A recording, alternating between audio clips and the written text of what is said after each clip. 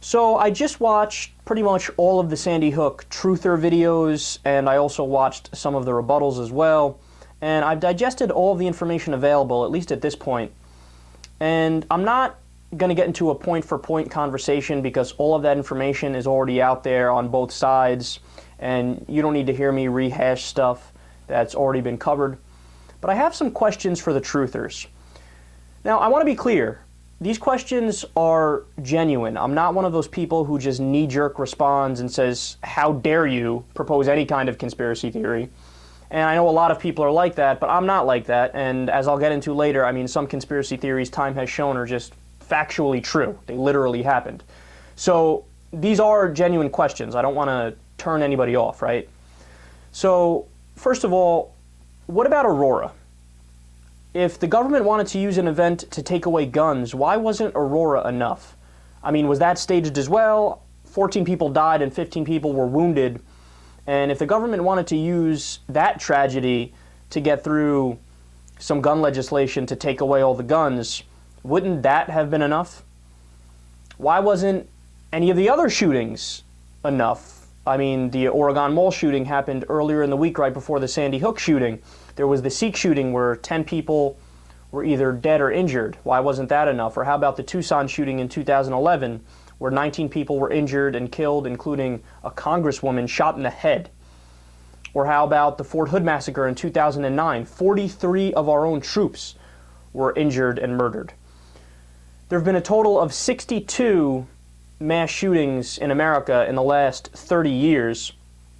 So why weren't any of the previous shootings enough to justify taking away the guns? And how many of these shootings do you think were staged, and how many do you think were genuine, and why? And if public opinion has consistently been in favor of gun control, so according to Gallup, 58% of people today want stricter gun laws, 55% did in 2004, 60% in the year 2000, and 68% in 1991.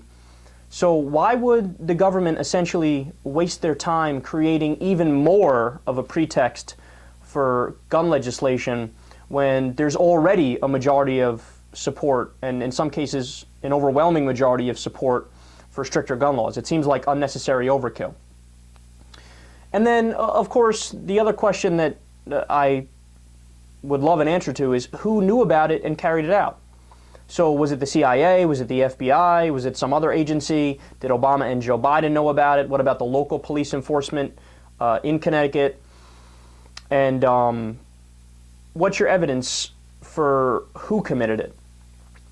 And if the goal of Sandy Hook, this is the biggest point in my opinion, if the goal of Sandy Hook was to create a pretext for the government to take the guns, why is that not even part of the debate in Congress?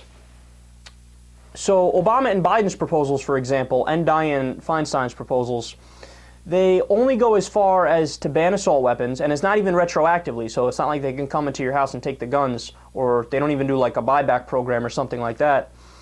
So that would still leave all of the pistols and the rifles and the shotguns completely untouched, and all they do other than that is limit high-capacity magazines from 30 bullets to 10 bullets. This is a far cry from taking away all of the guns. So if the goal of Sandy Hook was to create a pretext to take away the guns, why are they not even proposing to take away the guns? I don't understand that. And again, I want to be clear. I'm not trying to be condescending in asking these questions. I'm not against so-called conspiracy theories. Some are 100% verifiable and true. Like Gulf of Tonkin, for example, that happened. There was Bay of Pigs, the Iran-Contra scandal, the Tuskegee experiments. That's one of like the main, most crazy but true so-called conspiracy theories. And there were attempts to kill Martin Luther King Jr., etc. And even, in 9/11, I don't think that the government did 9/11, but that doesn't mean that there aren't a billion questions that I have, and that doesn't mean that the official story is 100% true and adds up, right? I mean, there's, again, a billion questions I have about 9/11. I have no idea what was up with Building 7, and there's a whole bunch of things to discuss about that. But unless the so-called Sandy Hook truthers have provable answers for the questions that I posed, I don't think they've made a convincing case.